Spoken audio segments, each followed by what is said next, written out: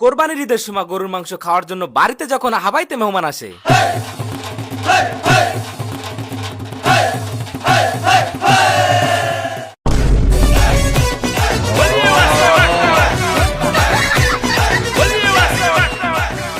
এই বছর কুরবানি ঈদে যে মাংস পাইছি তাতে আমাকে 6 মাস চলে যাবে।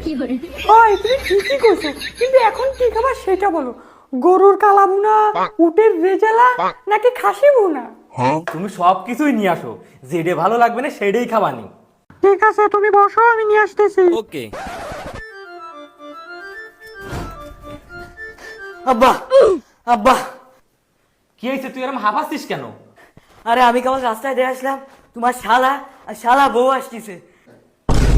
কি ঈদের দিন কত কষ্ট করে এই গ্রামেতে ওই গ্রামেতে গোষ্ঠ খায় ওই ফিরিস্টারে কোন রকম বলেছি, আর এখন ওরা আসতেছে খালি করতি। ও টিকটিকির মা,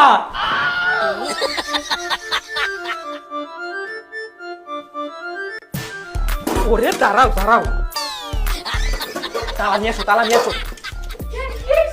আরে কি হয়েছে পরে কমানি, আমার সাথে চলো।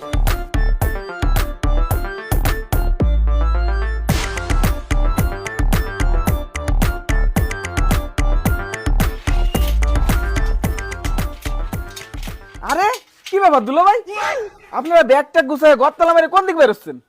আরে শালা বাবু, আমাকে তো গোশ মোশ সব খাওয়া শেষ, এই জন্য আমরা তোমাকে বাড়ি গোশ খাতে যাবো এই রওনা দিচ্ছি। কি করছেন? আপনাকে গোশ মোশ শেষ হয়ে গেছে। আপাদে আমারে ফোন দিয়ে কল আপনাকে ফ্রিজ ভরা গোশ রয়েছে।